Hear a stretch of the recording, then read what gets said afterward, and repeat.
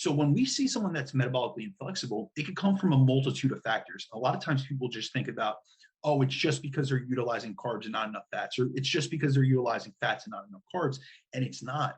There's so many different factors like having insulin resistance, being diabetic, lack of activity, or overfeeding. And it can be done on either carbs or fats, which cause the body to utilize the wrong fuel source. So what ends up happening is when you lack metabolic flexibility, you will be unable to utilize the proper fuel at the right time.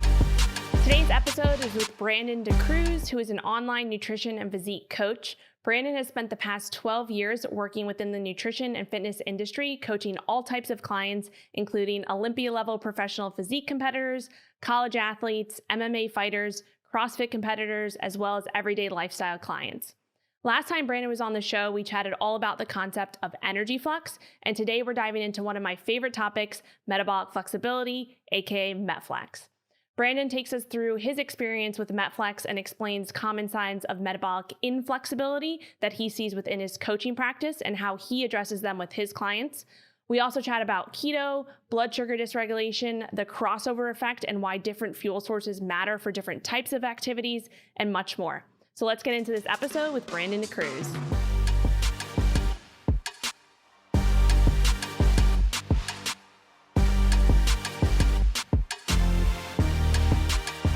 All right, welcome back to MetFlex and Chill. This is Rachel Gregory, your host, and I'm here with repeat guest. Wow, that's a great way to start. Brandon DaCruz. What's up, Brandon? How are you? I'm doing well, Rachel. Glad to be back. I appreciate you having me on to talk about one of our favorite topics. Yes, I'm so stoked. If anybody doesn't know or hasn't listened to the previous episode you were on, we talked all about energy flux. So that was an awesome episode. We dove into so much related to that topic. So I'll link that in the show notes for anybody watching or listening if they want to go back and listen to that one or watch that one after this one. But for anybody who hasn't seen that one or listened to that one yet and doesn't know you, do you want to just give us a little bit of background on who you are and what you're up to? Yeah, absolutely. So I am an online nutrition and physique coach. I'm also the national sales director and research and formulator behind a sports nutrition brand.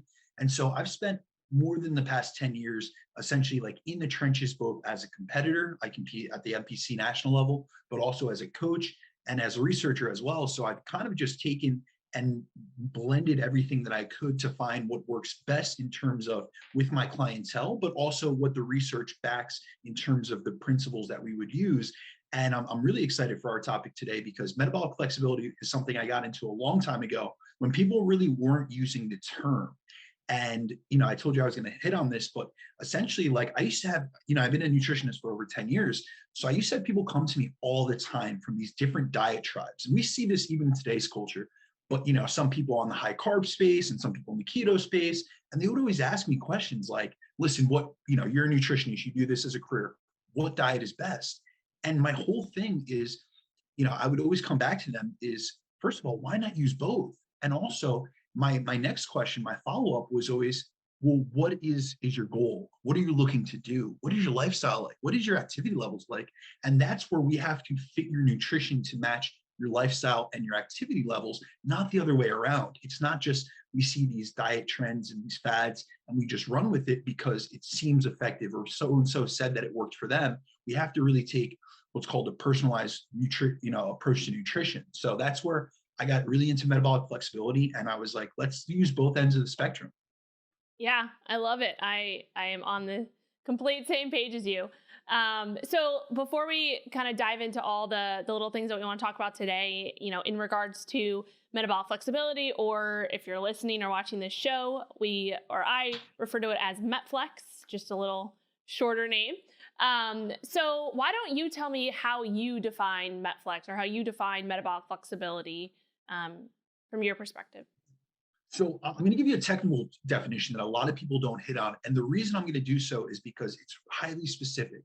So the technical definition that I learned in like physiology classes was that metabolic flexibility is the capacity of skeletal muscle tissue to acutely shift its reliance between either lipids, which would be fats, or glucose, depending on if you're fasting or in response to insulin as a postprandial condition.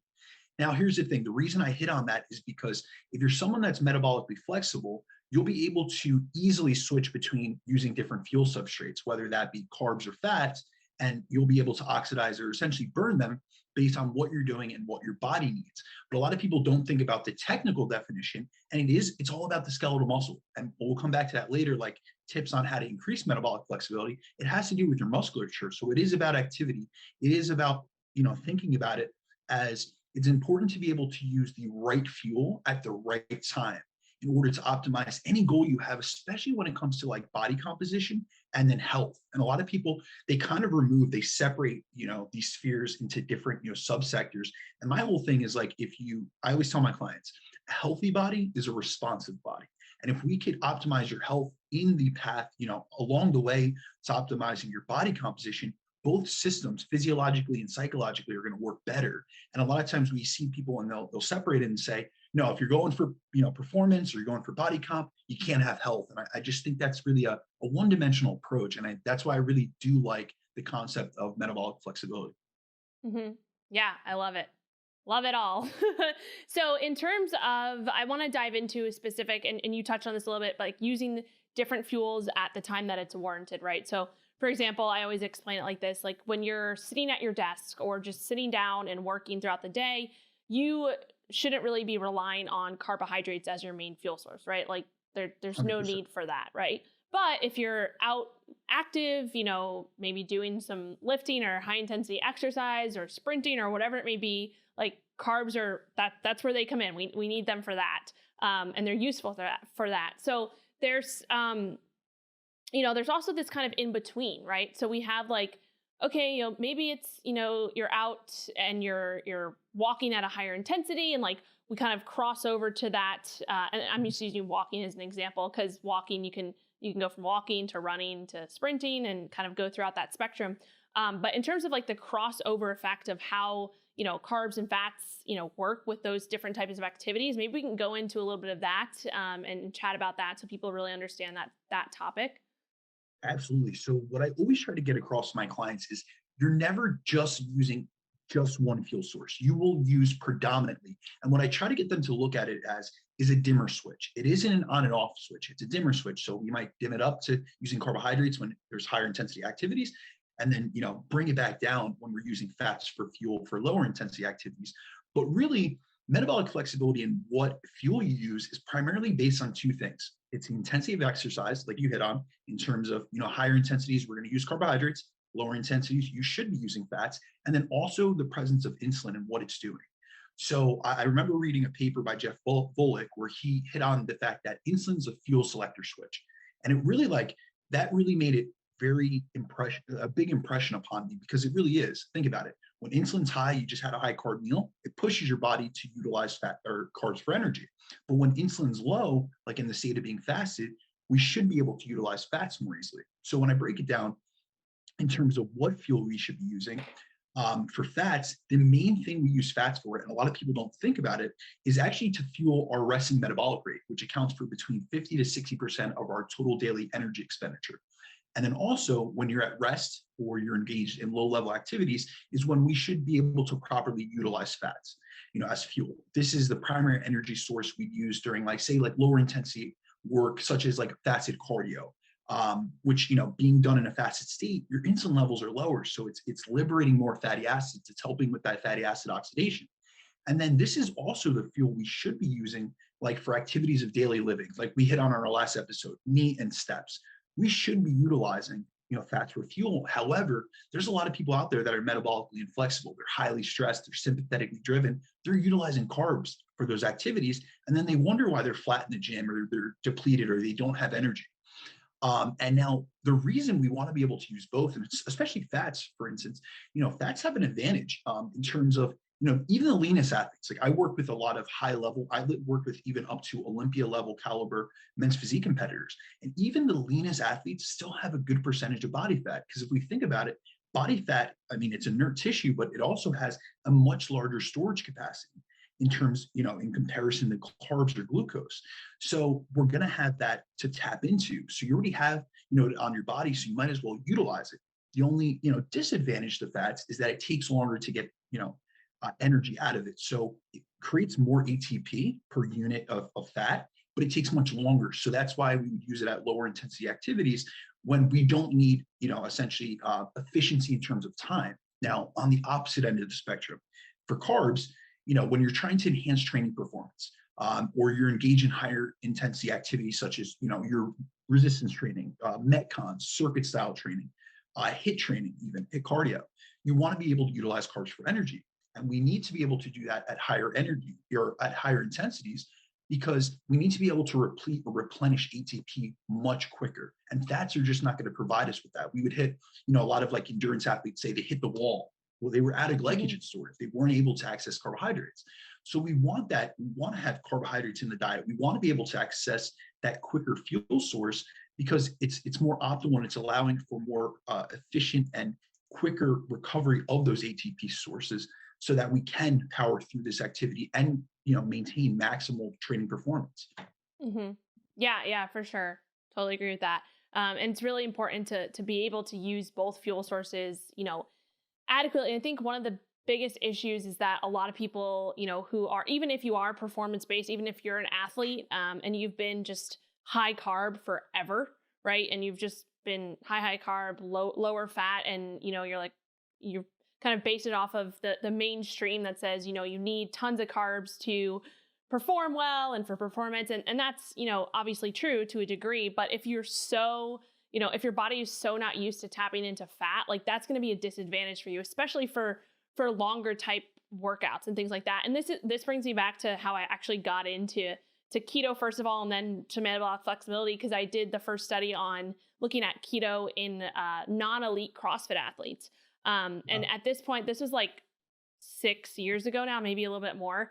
And it was really to look for, the main goal was to see that they could lose body fat efficiently while doing CrossFit, but it was non-elite athletes. So I always preface that, because it's just like your average mom and pop going to CrossFit, not like the CrossFit games. But one thing that I kind of realized from that is, first of all, that, following a very low carb keto diet and doing high intensity training like CrossFit, it's probably not sustainable. But if you're someone who is especially if your goal is like body recomp and you're using CrossFit as your workouts, there's so many different things within that. But one of the biggest things is that a lot of people don't realize that, like, a sport like CrossFit, there can be workouts where you're doing like 5-minute metcons, or there can be workouts where you're doing like 30-minute metcons, right? So if you have like no ability for those 30-minute workouts, yes, maybe they are, more glycolytic, but you're also like, if you can utilize some fat as fuel during those for the times that are a little bit lower intensity, like if you're whatever it may be, like you're going to have such more of an advantage versus if you weren't, right? Because you're going to be able to utilize those carbs to a higher degree during like the specific times that you need it. So that's just something that I wanted to touch on, because a lot of people, don't think about it that way. And exactly what you said about there being a dimmer switch, right? It's not like an on-off switch. It's a dimmer switch. It goes up and down as you're going through these different activities. So what's your take on that in terms of, a sport like CrossFit? Like, yes, we need carbs, but there's still an advantage to being metabolically flexible in that. Do you have any opinion or perspective on that? Yeah, absolutely. So I'm big into an individualized approach to nutrition based on that person's activity levels, their goals, their body composition goals, their caloric needs, and really titrating that based on A, what the workout's looking like for that day. B, is it a training day or non-training day? Everything's very specific towards the person. So I would take a very similar approach to you in terms of your mindset of being, hey, listen, what are the demands of this person's training for this day? And that's how we fuel that individual. If you're doing CrossFit and it's a shorter workout and it's not as high of intensity, it's more of an aerobic day. So we're going to be able to use aerobic metabolism, which would work off fats. We can utilize a lower carb approach that day because it's not necessary. However, if you're having a really high intensity metcon, we need to fuel that with carbs. And like I was hitting on earlier with the dimmer switch, that's something they call the crossover effect. So really with someone that we see someone that's metabolically healthy, we see this crossover effect. So this refers essentially to the point at which you go from using fats for energy to carbohydrates for energy. So we'll see, like, generally most times, if you look at studies with metabolic carts at rest or at lower levels of activity, most people should be able to utilize fats for fuel. You know what I mean? That should be the time in which they're oxidizing the most amount of fats, fasted cardio, fasted aerobic work, lower levels of intensity. But as we start to increase the amount of intensity, the output in terms of VO2 max, we should start using more and more carbohydrates. So at one point, you might see it's like 50-50 between fat usage and carbohydrate usage. But really what we generally see is over 70% of VO2 max is where people preferentially go into predominantly using carbohydrates because that's at the higher intensities, the higher levels of activity. Now, what's really interesting is if actually you look into the studies on fuel usage, there is such a genetic and individual variability between people and their ability to utilize fats for energy. So there's a study by, I believe it was Helges in 1999, which he showed that there was a variance between 23 and 93% in terms of if you took someone off the street and tested them and their ability to use fats at very low levels of intensity. We're talking 20 to 30% VO2 max. So that's like a stroll in the park. That's like a walk on a treadmill. Mm-hmm. And there was a 70% disparity between people's ability to utilize fats. So some people at the low end, they were using 23% fats and, 77% carbohydrates, and some were using 93% fats and 7% carbohydrates. So we see that there is this crossover effect, but it's not only due to the intensity, but how metabolically healthy you are. So that's why for me, I'm never saying let's be in one camp. Let's do keto and completely eliminate carbs. Let's do high carb and not do any fat, or let's just do weight training and not do any aerobic work. It's a balance of all things so that you could be metabolically flexible. I tell my clients all the time, we don't want a fast metabolism. We want a flexible metabolism.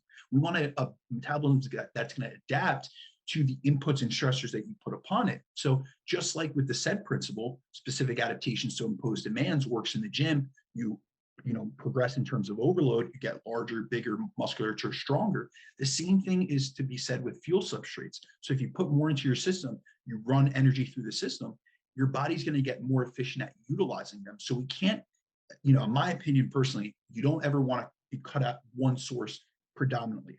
I mean, if there's something that you need to utilize for a very short period of time, by all means, but we see that there's down regulations in carbohydrate metabolism between just 1 and 5 days of going on a low carb or ketogenic approach. So it's more about balance. And I know that's not sexy to people like, hey, take a balanced diet approach. But really, if you want to really get the best body composition results, you want to get the best performance results in terms of your training, and then also balance your health the best, that really is, it's a balanced approach to life, to fitness, and to nutrition.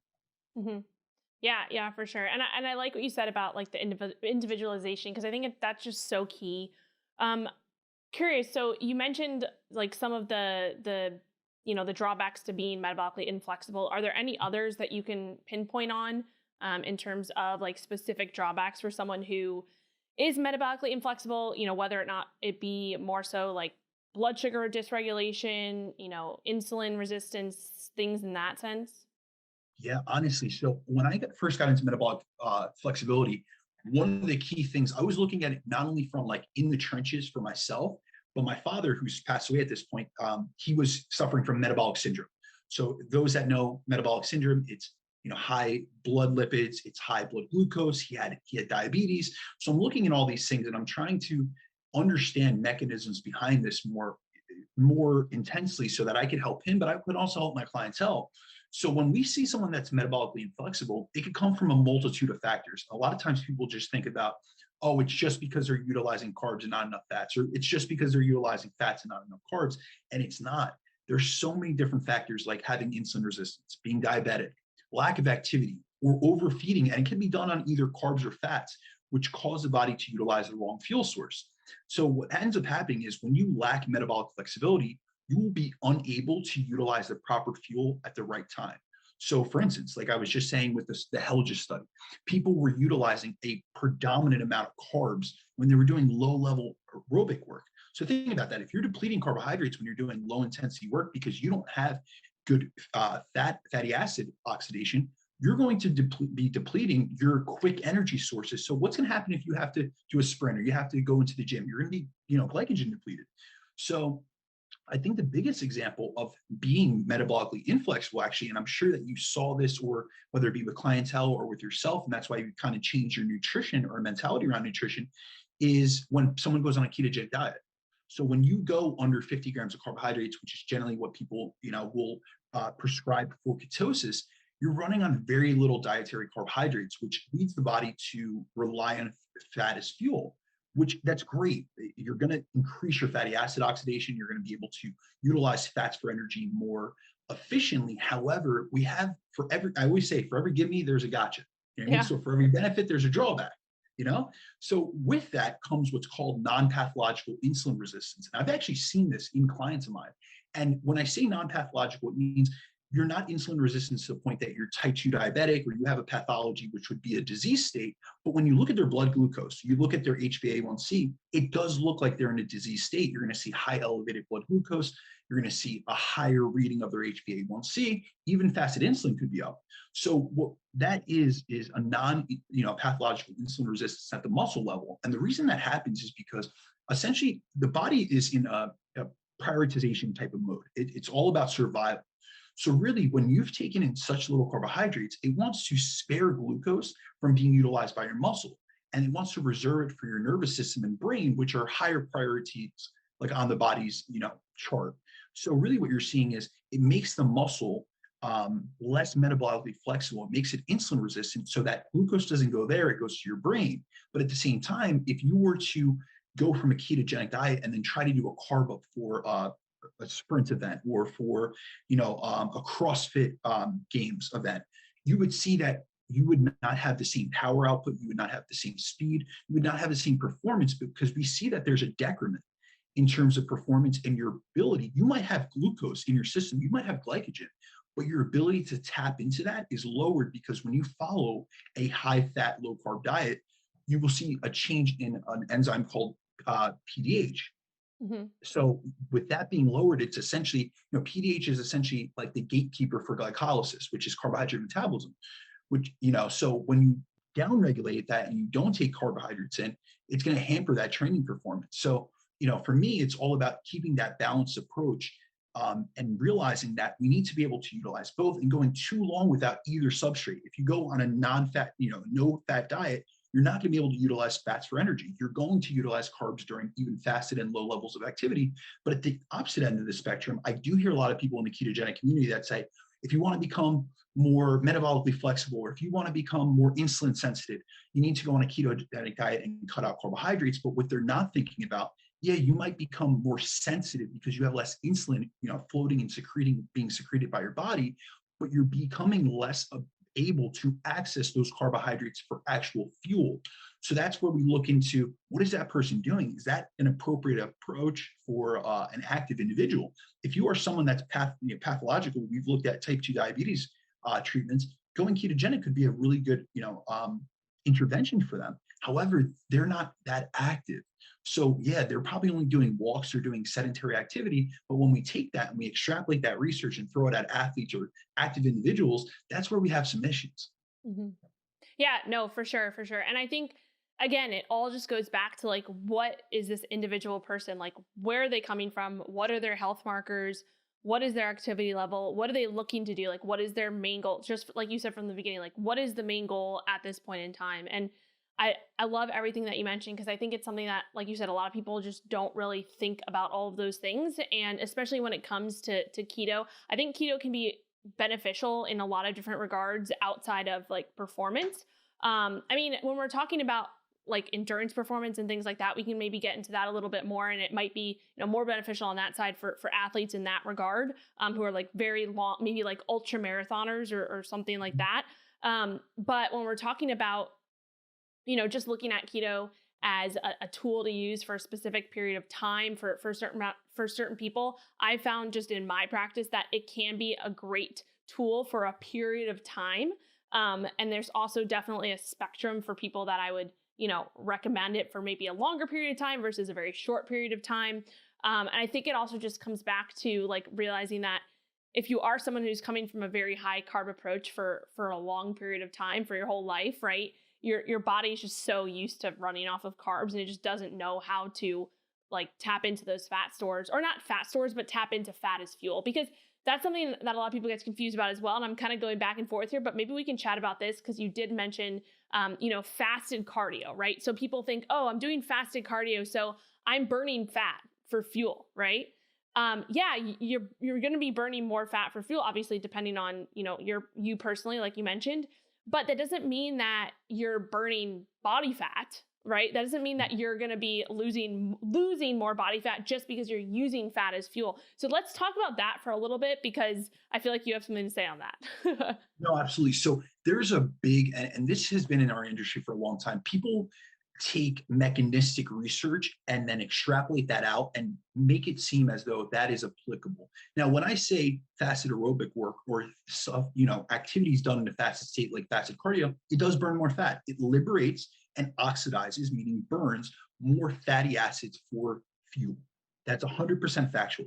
But there's a difference between burning fat for fuel and actually liberating and losing body fat in the process. So that's what's called net fat balance, meaning that if you are not in a caloric deficit, you are not going to burn. You could burn and utilize fat for fuel, but that doesn't mean it's going to have any impact on body composition. If you are in maintenance calories or in a surplus, you need to be in a deficit. So in any type of context, if you are eating a higher carb diet, but you're in a calorie deficit, or you're eating a higher fat diet, but you're in a calorie deficit, you are going to liberate body fat and use it as fuel. Now, where we look at fasted cardio, there's a bunch of debates back and forth, and people kind of take it for the wrong, they kind of misinterpret it. Some people will say, well, fasted cardio, that's how everyone got in shape. I come from the bodybuilding industry. So everyone's like, they take anecdote for it being truth.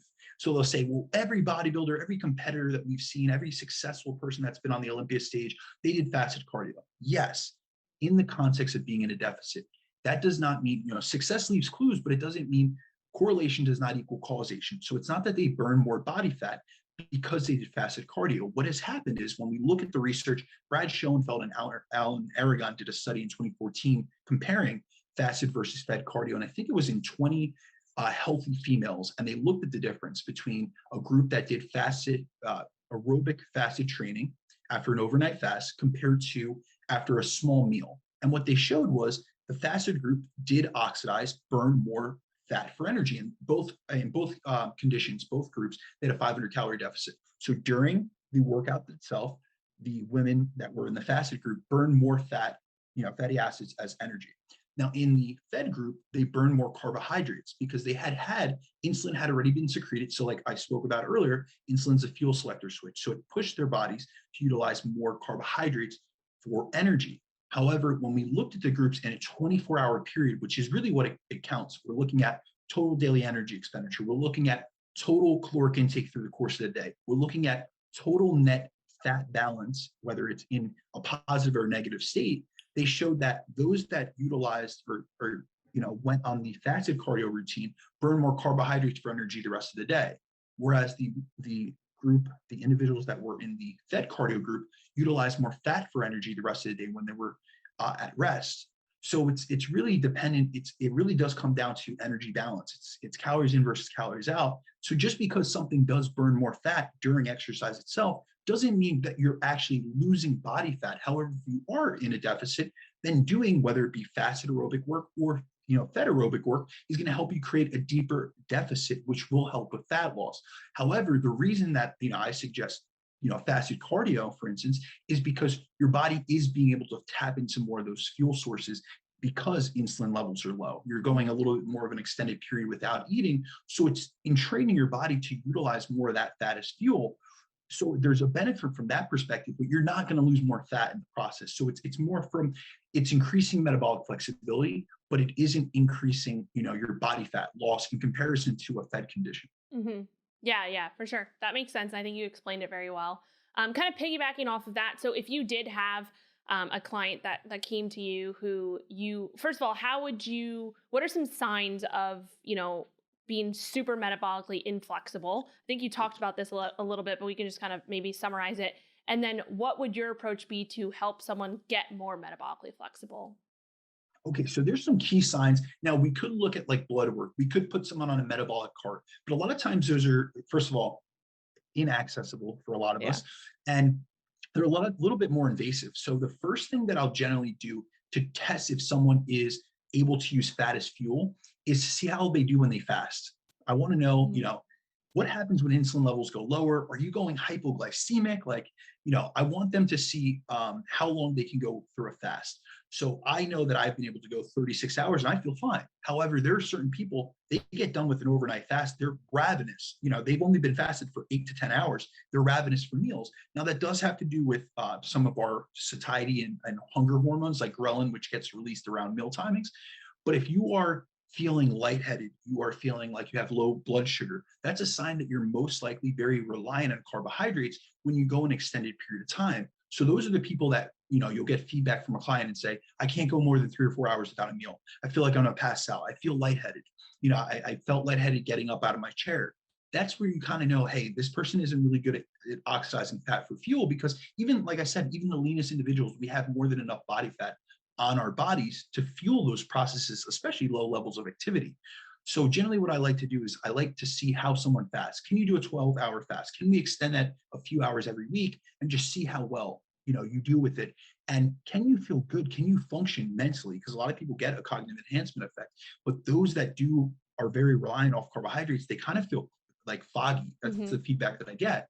And then on the other end of the spectrum, for carbohydrate metabolism, I've had people come to me that have been keto or very low carb for years. And that's where I'm like, listen, let's see what a bolus of carbohydrates do to you. Pre-workout, I'll put it in the peri-workout setting. And if they're telling me they're about to fall asleep, or they feel groggy, or they feel like bloated, or things of that sort, I'm like, all right, the carbohydrate metabolism really isn't there. They're not able to utilize those fuel substrates properly. And there also tend to be those people that will tell you that they have a harder time accessing higher levels of intensity of exercise. So they're, when I'm tracking RIR or RPE, they're the people that can't go to failure, or they tell you, they do one failure set and they're completely gassed, or they hit the wall because they don't have that ability to tap into that glycogen storage. And then besides those are kind of like my subjective feedback. I want to know that from clients when they first come to me. I want to get that feedback. I want to test those type of things. The other things that I'm looking at are common factors that impair metabolic flexibility. So if I see that someone's chronically stressed, they're sympathetically driven, I know that their body's going to be liberating more glucose, because if you think about it, when you're chronically stressed, you elevate cortisol levels, and cortisol and insulin are counter-regulatory hormones. So when you have higher cortisol levels, your body's going to liberate blood sugar to be able to, bring those cortisol levels back down. It's liberating fuel. So you are, even during rest, you are running anaerobic metabolism, which is carbohydrate metabolism. So I'll notice that they have high blood glucose levels and things of that sort. When someone has lack of sleep, if I know their sleep quality is really poor, I'm thinking, listen, they're going to have issues with metabolic flexibility, because we've seen in studies, there was a study in the University of Illinois where they did 4 nights of sleep restriction, and it showed that it impaired their ability to utilize both carbs and fats for energy, like substantially. So they almost look like a type 2 diabetic, which if we really look at diabetes as a pathology, people always think, oh, you're insulin resistant, you're type 2 diabetic. Yes, you are insulin resistant. So your ability to utilize carbohydrates is dampened, but you have excessive levels of insulin in the blood. So you're storing more fat into adipose tissue. So eventually your ability to tap into fat for fuel is cut, and it's hampered as well. So you are both insulin resistant, but then you're also unable to tap into fats for fuel. So those are like, we're looking at different factors like that. If someone has really poor cardiovascular fitness, I know their aerobic metabolism isn't good. So if I have someone that comes to me and they're all my power lifters, my strongman competitors, they have no aerobic fitness, they've done nothing fasted, they always say that they can't, they have to eat immediately upon waking up, they're lacking metabolic flexibility. And then, like I said, if you have insulin resistance or some type of pathology like type 2 diabetes, you know that you're metabolically inflexible. And that's where we have to use, certain interventions to try to remedy that. Mm-hmm.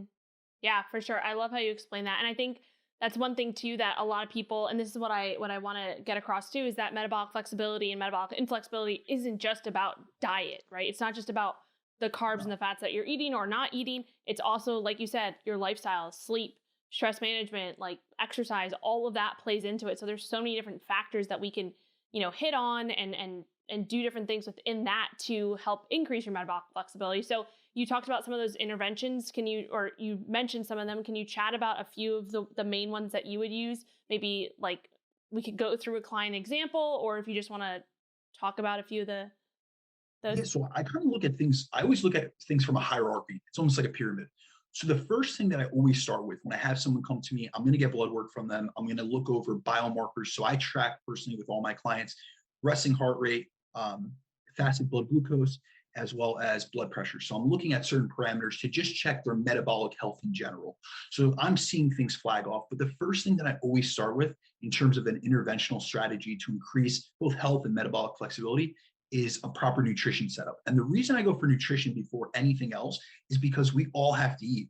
You know what I mean? Like, people don't think about that. Like, a lot of people talk about training, and I'm very into training. I'm into exercise physiology, but I think often in our industry, we get so caught up in the training aspect that we don't realize not everyone exercises, not everyone has to train. And really, with a busy lifestyle, most people eat every single day, unless you're an alternate day faster or you're an intermittent faster, you're someone that goes, certain periods. Most people eat every day. So that's where I really try to put most of my attention right off the bat when I'm working with someone.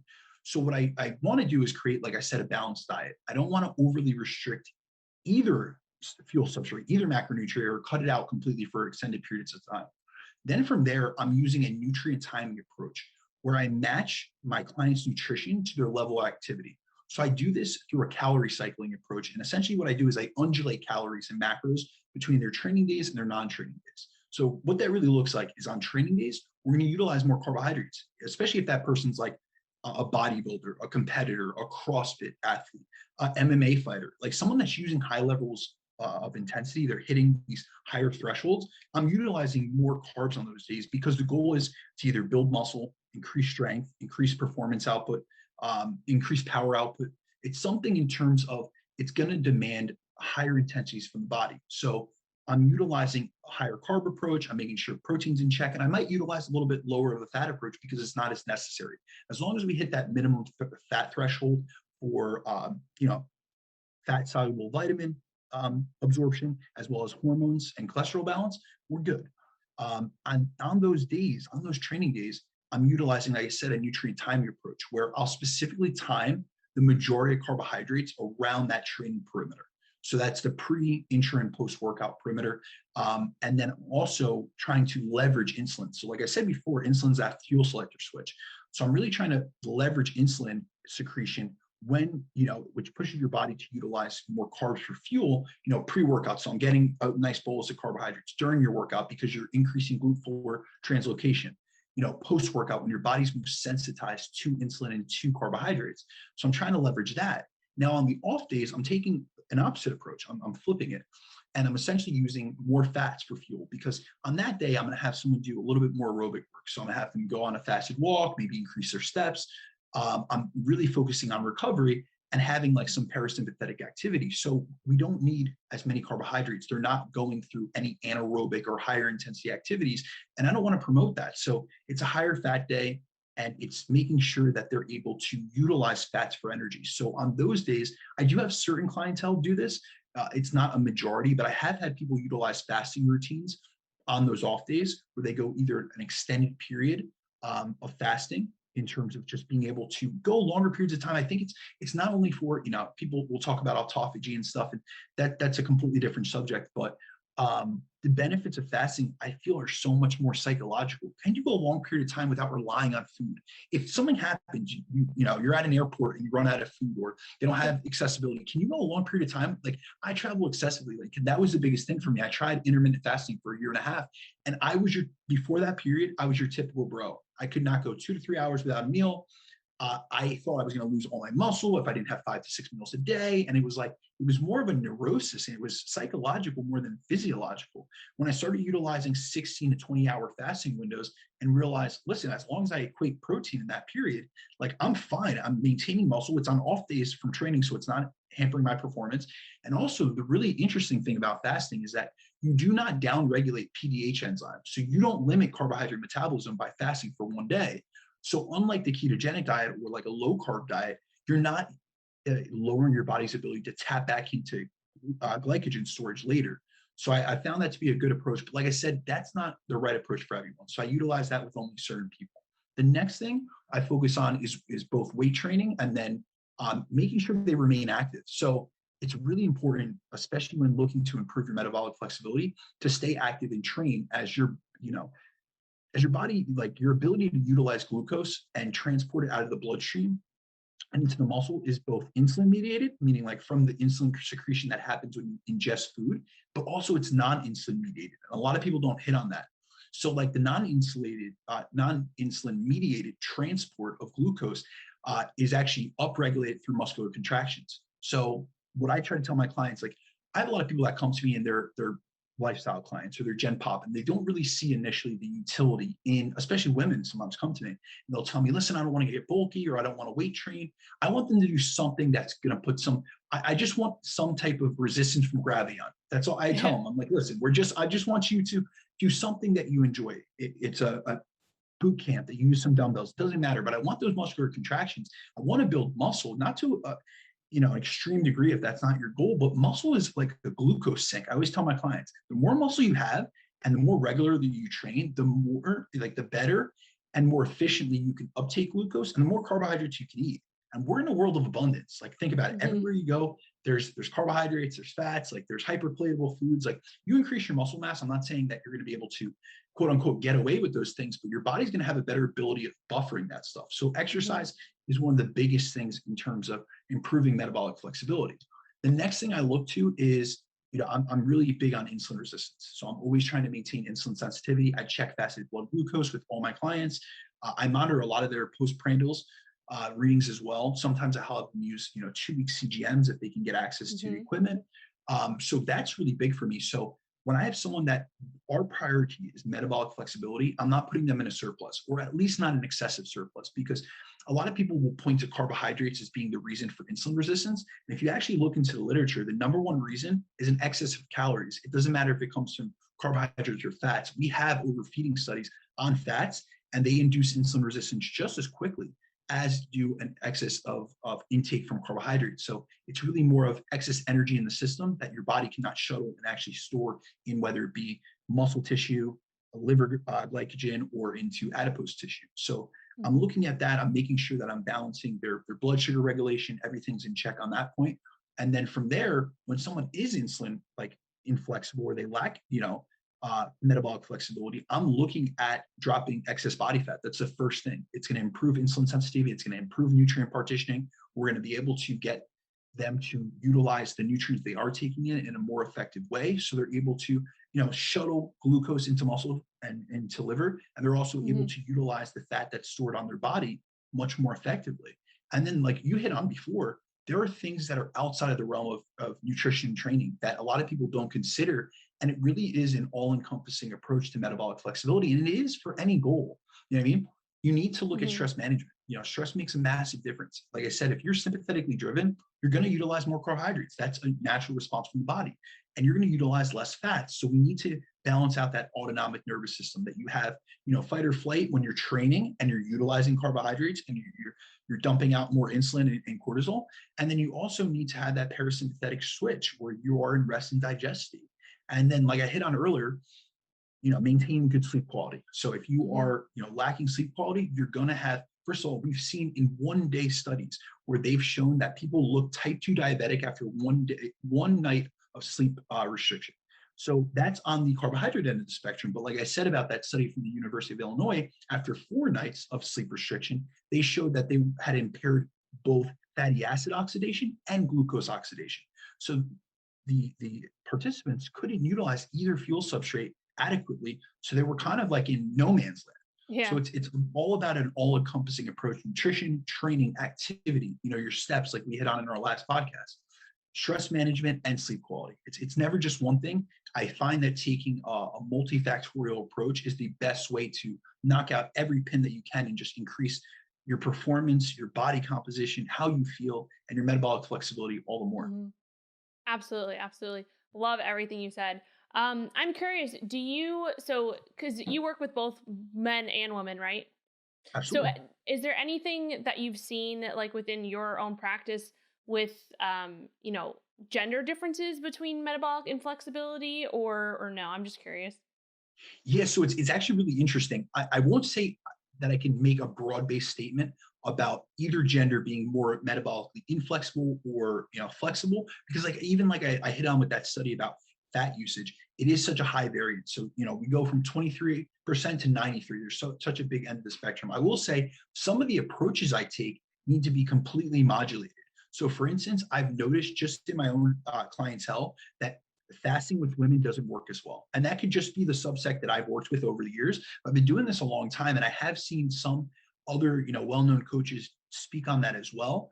Also, the approaches that I take to increasing insulin sensitivity are a little bit different, because obviously with the fluctuations of hormones through a woman's menstrual cycle, we see that certain periods when estrogen's higher, they're more insulin sensitive. So I could utilize a higher carbohydrate approach during that phase, whereas I might utilize more of a lower carb approach during the phases in which they're more insulin resistant. And luckily, I'm taking those blood glucose measurements, so I'm able to track that even if they're not tracking their actual menstrual cycle phases. However, that's pretty much the biggest difference that I see between each gender.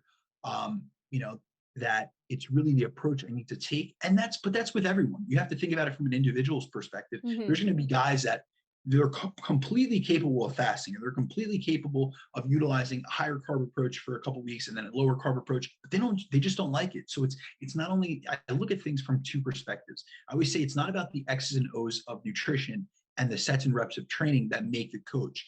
It's about individualizing the approach to the client themselves and considering both their physiology, but also their psychology. So it's really getting in tune with that person and realizing, listen, there are many roads to Rome. So like I said, I just listed out a couple of the approaches that I take with people. I would love to take a multifactorial or a multidimensional approach to increasing metabolic flexibility with some people. But I'll tell you, I have certain really busy professionals, working professionals that tell me, listen, I have kids, I have two businesses that I run, the sleep thing's out. So that's, if you notice, I kind of named sleep last. I find sleep to be such an important factor. However, I do understand that sometimes I'm going to tell someone, listen, I need you to increase your sleep capacity. Like, I really want you to focus on that. And they'll yes me to death. Or sometimes they're just honest and they say they can't do it. But sometimes, I really try to have an open communication with my clients. And sometimes they just give me feedback and they're like, listen, I work 12 hours a day. I come home. I just want to have like a movie night with that's our thing. Netflix or a movie night every night before we go to bed. In order to get into bed for the time that you want me to allocate enough sleep, I'd have to skip that with my wife or with my partner. I'm not willing to do that. And that's where I look at other interventions. So it really is person specific, what that person's lifestyle like. And also, like I said, it also matters the person's, activity levels. So it's completely different if I have, a soccer mom that works out 3 days a week as compared to some of my high level competitors that train 6 days a week. The approach I'm taking completely different, but at the same time, there are certain principles I'm utilizing. I'm calorie cycling. I'm monitoring certain biomarkers like their blood glucose. I'm ensuring that stress management is kept in check. So there are certain things that we change. And I'll even hit on like an example of like lifestyle versus athletes. With my athletes, honestly, their biggest stress throughout the day is their training. It's the biggest thing. The rest of their lifestyle is pretty, I'm not going to say they have no stress, but when they're doing this as a profession, that is their number one priority. So they put everything into their training, and it obviously is at a much higher output. Now with my other clients, my lifestyle clients, it's the exact opposite. Training is probably the smallest stressor in their life, and their career, their bills, their mortgage, their children. That's their biggest stressor. So then I have to modify my approach with my athletes. When I see that they're overreached, I really, really have to focus on their training, whether that be a deload or something like that, to try to increase metabolic flexibility, increase their health. But then with my lifestyle clients, I'm really hammering home on that stress management, on that lifestyle interventions. I'm looking at habits and behavior modifications. So the approach is definitely individualized to the person. Yeah. No, I love that. Everything you mentioned, I mean, it's all things that I use in my practice. And I actually I created it's actually my main program. It's called Keto for Women. And like I mentioned, I work with a lot, and this is through my own experience and just working with women throughout the years who have been very, use keto and they just don't know where to go afterwards. Like they're just so, get into this carb phobic mindset, because I was there, and it's just kind of, it's hard, right? And so I created like the Keto for Women program, which is actually a program that takes into account everything that you mentioned in terms of like looking at all these different factors and like implementing these different strategies like calorie cycling and stress management and sleep. And the nutrition side of it is like taking them from, that stricter keto approach to incorporating carbs and like doing it in a way that works for their lifestyle. So everything, I'm just like saying this because everything that you mentioned is like the things that I've worked with my clients on and put into that program. And like, it's just so crazy. Like when you can, address certain things, like I know maybe sleep is one of the things that a lot of people struggle with. And maybe that's the one that is the hardest. And maybe we can't get that better, but just simple like stress management techniques and just simple like walking. Like we had that whole podcast about just walking, like taking, Oh, yeah. 10-minute walks after your meals or something, like very simple things like that can make such a huge difference. And it's not just like, hey, I need to, like, if I want to become more metabolically flexible, I have to either, go super, super keto forever or like higher carb forever. Like it's not, obviously that's like complete opposite of what you want to do, but you need to find the balance between that. And I think, like you said, it's just so dependent on where you're coming from and what your main goals are, because those goals will also change over time, right? As if someone is coming to me who's like, very overweight, and maybe like you said, they're not like training's not a huge component of their life, and they are insulin resistant, or they are, on the verge of type 2 diabetes, like their main goal at this time is to lose body fat, right? And to get healthier in that sense. But when they start to lose that body fat, when they start to feel more energy and feel great, that's gonna inadvertently like cause them to want to move more, to want to train more, and maybe build more muscle. And so I've seen that kind of evolution with some of the longer clients that I've worked with. And it's like, as your goals change, things with other things change as well. So I think it's just important to realize that, right? You don't have to be put into one box forever. Things are, for everybody, they're going to change. So Not at all. Like I hit on when I first came on here and why I got into metabolic flexibility. It was because I received so many questions. And when people would ask me, well, what's your approach? People initially, when online coaching, I was in this, as I spoke on our last podcast, I got into online coaching when it wasn't really that popular. So people didn't really know what an online coach was. So the first thing they would ask me when they heard I was an online nutrition coach was, well, what kind of diet do you follow? Or what is your approach? Or what is your, how do you work with clientele? And I would tell them, I'm dietarily agnostic. There is no approach that I take or I want. It's based on the individual. But like you said, there's so many variables to take into consideration. So for instance, for someone that's overweight or suffering, has obesity, maybe it is a ketogenic diet. Maybe that's the best approach because it's going to help them feel more satiated, and cutting out carbs is going to help them see that big whoosh effect from, depleting glycogen. So they're going to see a whole bunch of pounds lost in the initial phase. And then I love what you hit on with your program is it's a transition out of it. It's realizing there's never one fits all diet, and there's never one fits all diet for you for a continued period of time. So I always tell my clients, this is what we're starting with, but your diet, your training, it's a constant evolution, just like your journey is. As your goals change, as your body changes, as your lifestyle changes, just like we encounter different factors in life that just spring up out of nowhere, so do things within our body. So it's like we have to take things one at a time and be willing to not ever get tied to an approach. I always tell my clients, we'll never get married to one approach, even if it works really well, because what happens, I always tell people, don't put yourself in a box in terms of nutrition or training. Always be willing to learn and be open-minded, because you never know what could work better. And now there are approaches that I've tried with people and it wasn't right for them. And I said, listen, what we were doing previously worked more efficiently. I know that, and you know that. And that's where we transition better over to that. But you don't know if you don't try. So I always tell people, don't see what someone else does. I really try to make this, I really try to get this home to people. Don't see what someone else does and automatically apply it to you, because that person is a genetically inter-individual person. So how they respond and what their lifestyle is like, you don't know anything about them. You see what they look like on social media or on Instagram. You might see what their training's like, but that's only two variables out of the pie. You need to consider everything else. And that's where we take this individualized approach. We could take certain principles that we know are going to help you.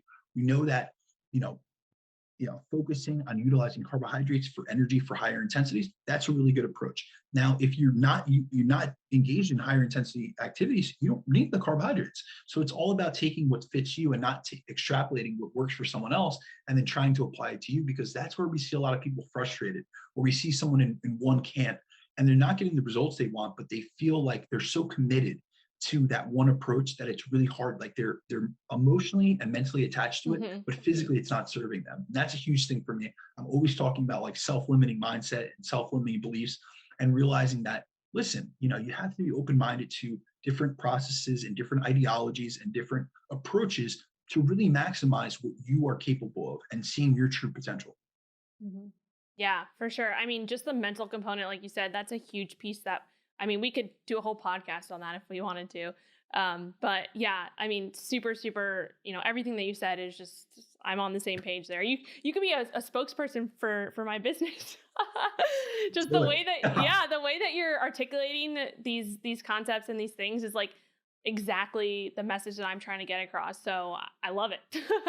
um, to I guess finish off here, and we kind of piggybacked off what you just previously mentioned about the individuality of it and the evolution of it. So how, like in your life, how do you maintain, metabolic flexibility within your own, training and traveling? You mentioned you travel a lot. Are there specific things that you do that you found beneficial for yourself? Yeah, so I kind of hit on certain aspects of my lifestyle in the last podcast that we did. We know that I'm a huge energy flux guy. I'm constantly moving. So, for instance, I start every day with a fasted walk. It isn't for the calorie expenditure aspect; it's for the mental clarity, but it also helps my body utilize more fat as fuel. So, I'm starting my day in that state. And the other benefit of that is I track my fasted blood glucose and my postprandial blood glucose every single day, and I had for years. So I literally have data sheets like you couldn't believe. And what I see with that is I check it beforehand, and there's occasions I check it after. And I'm usually between 5 and 10 milligrams per deciliter of sugar lower after my fasted walk. So with that activity, that movement has essentially increased my GLUT4 translocation. So those GLUT4 receptors go to the cellular membrane, and they're going to pull in glucose more. So that first meal, I'm more receptive to glucose, and I'm using less insulin than I am the non-mediated insulin, receptors essentially. So already I've increased my insulin sensitivity for that first meal. So that's the first thing I'm doing off the bat. Every single day I start with a fasted aerobic walk. So that's one thing for metabolic flexibility. I do utilize, like I said, a nutrient timing approach where I center between 60 and 70% of my carbohydrates between that peri-workout window. So the vast majority of not only my carbohydrates, but my calories are actually in that window. And I trained earlier in the day, and I don't know if you've had anyone to come on and speak about this, but if you guys look I really suggest this. If you guys look into the chrononutrition or chronobiology research, we see that we have better glucose and insulin control and glycemic control earlier in the day. So I train very early in the morning. So really what that research shows, there is, some back and forth with people, but if you consume most of your calories earlier in the day, especially carbohydrates, your body is going to utilize the glucose. You're going to have less what's called glycemic excursions, meaning your blood sugar is not going to have as many peaks and valleys, which is something that is really good marker for metabolic health. So right there, I'm more insulin sensitive. I've utilized some fat for energy, and I'm using most of my carbohydrates early in the day based on my circadian rhythm, where the body wants to utilize more of those nutrients early. And then after most of my meals, at least 3 to 4 times a day, I go on a 10-minute walk, which is increasing that ability to utilize some of that carbohydrates and increase that carbohydrate metabolism. When it comes to my training, like I said, I utilize most of my carbohydrates in that window, but we're most insulin sensitive and receptive during training. So I use a big bolus of intra-workout carbs. So I do things like that. I struggle with sleep. That's the biggest thing that probably impairs my metabolic flexibility. But I do everything else in my life is kind of based around that. And then I use a calorie cycling approach, a little bit different than I utilize with clients, just because I know what works for me personally. And I also know that some things just don't fit in the context of their lifestyle. I was very competitive at one point, and this is something that's very important to me. So I actually utilize, and I think you do too on occasion. I think we hit on this one day. I use a protein sparing modified fast on off days. Mm-hmm. So that could be a longer extended fasting period. I could go maybe 16 to 20 hours. We see that more of the benefits of fasting actually come from 19 hours and above. So unfortunately, to break it to your intermittent fasters, you're a little bit short on the time period. If you're not doing it for the autophagy benefits, by all means, don't worry about it. But there are some benefits going beyond 20 hours. So at least one day per week, I try to do that, and I'll just utilize maybe 2 meals within the 4 to 5 hour fasting period. The other days I utilize protein sparing modified fast. So for those that I do it, maybe I do it different than you, but essentially I'm just trying to get protein boluses throughout the day. At least 4 protein boluses spread 3 to 4 hours apart. That's usually when you'll see muscle protein synthesis spike and then decrease. And pretty much on those days, my meals are centered around 3 things. It's high quality, complete protein sources, meaning generally animal, dairy, meat sources, things of that sort. I'm using greens. So with every meal, there's going to be something that's phytonutrient rich. I try to tell my clients, aim for colors. I want different colors on your plate. And then essential fatty acids, which I'll either utilize through like an omega-3 supplementation, or I'll get through krill oil. And it's a low calorie day. It helps me essentially maintain better body composition. But on those days, I'm doing a lot of aerobic work. So I'll actually increase the amount of fasted cardio and cardio that I do in general on my off days as compared to my training days. So I kind of think about it. Sometimes I'll explain it to people. On training days, I'm trying to run mTOR through the system. So I'm simulating muscle protein synthesis. I'm trying to switch on that mTOR switch, which is a signal. Essentially, it's an anabolic signal to help build muscle. On my off days, I'm really trying to get more of the health benefits. I'm trying to utilize more fat for fuel. I'm turning on that AMPK pathway, which is more about, lowering energy, intake, and essentially utilizing more fat and burning. It's more of a catabolic stimulus, but I'm balancing out that negative protein balance by getting those stimulations of muscle protein synthesis. So those are just some of the key things that I do. Like I said, I'm very active, so I'm constantly making sure that I have, activity in my day, which is a huge thing. And I'm monitoring different things like my blood glucose. I monitor my fasting, I get blood work every 8 to 12 weeks. So my fasting insulin is extremely low. So I see these markers and I'm able to see that, listen, what I'm doing is making sure I'm metabolically flexible. I never hit a wall. I can go, like I've told you, I travel. When I travel, I do not eat. And the reason I don't is because a lot of times I'm going into different time zones. And one of the biggest, what's called the Zeitgeber, which is what sets up your circadian rhythm, is food intake and light exposure. So I'll wait. If I'm going West Coast and it's going to be 3 hours behind, I'll go 12, 16, 20 hours whenever I get out there. And then I'll reset my day based on my first meal. So if I get out there and it's a night before, I might just fast the entire night. I might not eat anything on the plane ride over, whether it's 6, 8 hours, whatever it may be. And I won't eat until that next day when it's breakfast time in that time zone. So I could reset my circadian rhythm. I suffer from a little bit of less jet lag. So it's stuff like that. But being metabolically flexible has allowed me to utilize, sometimes I'm eating 600 grams of carbs a day. And then sometimes I'm going a day or two with fasting. And either way, I'm not finding these dips in blood sugar or energy or mental acuity. Like I'm pretty sharp. So it's really helped me both body composition wise and then also like performance and just lifestyle wise. Absolutely, absolutely. All very, very good tips. And I do think too, going back to the individuality of it, like someone listening to this might have heard, I think you touched on like 4 different things, the, carbs earlier in the day around training, fasting, fasting walks, PSMF days, like all of these are different tools, right? And different strategies. And I'm sure you didn't always do this, right? You've taken time, and I'm sure it's going to change, maybe next year or whatever, depending on where you're at, but you've taken time to try these different things out for yourself and see how you react, right? Testing, different markers and just overall energy and sleep and things like that. So I think, with anybody listening, don't just say, oh, Brandon looks awesome and he's healthy and I should do all the things he's doing. No, maybe try some of them, try some of the strategies. I mean, I'm using it. I'm literally today doing a PSMF day. I think we did talk about that. Maybe, I don't know, maybe we can talk about that in a future podcast, because I'm a huge fan of PSMF days. Just do it. Strategically, right?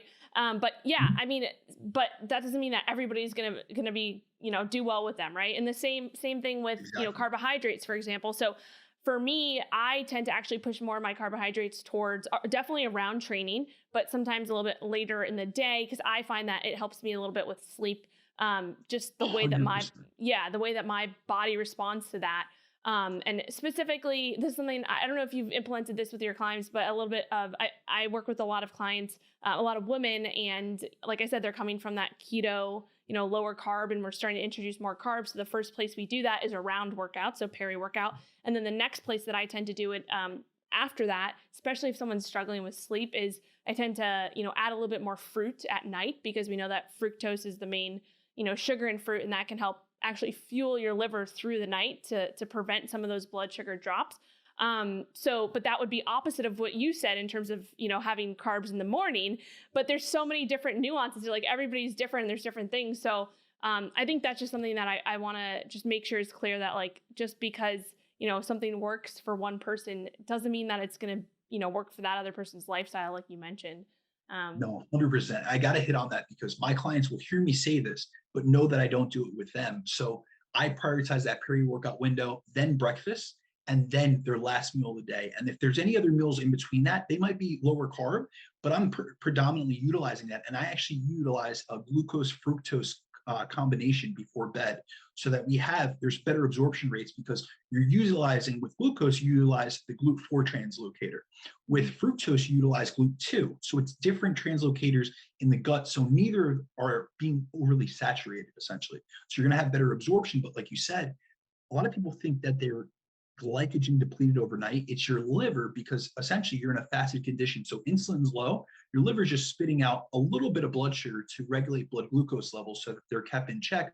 But muscle glycogen, we have studies, you can go 48 hours without consuming any carbohydrates, and your muscle glycogen will stay completely intact. It's only depleted by localized muscular work. And we even see in the most glycogen depleting studies that it's only down to, you can only really get it down to 40%. And those are brutal. So a lot of times people will tell me, oh, I have to have carbs like immediately upon waking, or I always try to get back to the physiology behind it. You don't have to do anything. However, there are psychological benefits. And even taking carbs before bed, we're going to see an increase in serotonin, which is going to increase melatonin production. So I find a lot of people benefit from having carbs before bed.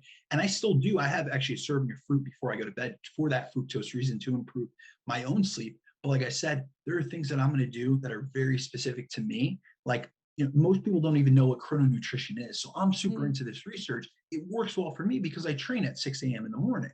And even if I train later in the day, I might move that peri-workout window, and thus most of my calories. But it just happens that it aligns both with my lifestyle, with my workout setting, and then also with, circadian rhythm, essentially.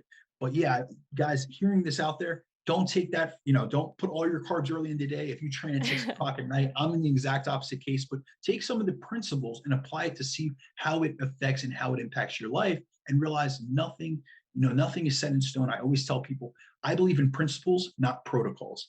And the big thing behind that is that there are certain principles that I'll govern things based off of, and I might apply it to the individual, or I'll base things off of, and then I manipulate them based on the person. But it's never a protocol. It's never a one-size-fits-all plan, because that would just not work for people. It's all about customization. Absolutely. Couldn't agree more. There's a saying, it's principles are few, methods are many. So that kind of goes to the same thing that you said with that. But definitely on the same page there. This was awesome. I feel like I could just talk to you for hours and hours and hours. And I feel like we're probably going to have a part 3 of this coming up. Always down, so let me know. Awesome. So do you want to tell our listeners or viewers, because this will be on YouTube and on all podcasts, where they can find you, your website, social media, anything that you have going on right now that you want to tell us? Awesome. Yeah. So you guys best place to find me, honestly, is on Instagram. It's at Brandon DaCruz _. I also have a website where you guys can inquire about coaching. It's bdacruzfit.com. And then for any email inquiries or any questions you guys have, bdacruzfitness@gmail.com. Awesome. I will link all of those in the show notes. I'll also link our previous episode about energy flux. We dove into, that was a whole different topic, and lots of great information there, as I mentioned. So, and then we'll see what the part 3 will be. I'm sure there's so many different topics that we could talk through. So maybe chrononutrition, or maybe we'll get some feedback from the listeners to see what they want to learn more about, and we can go from there. Absolutely. Consider me in. Cool. Awesome. All right. Thank you so much. I will chat with you soon. Thanks so much for tuning in to another episode of MetFlex and Chill. I hope you enjoyed it.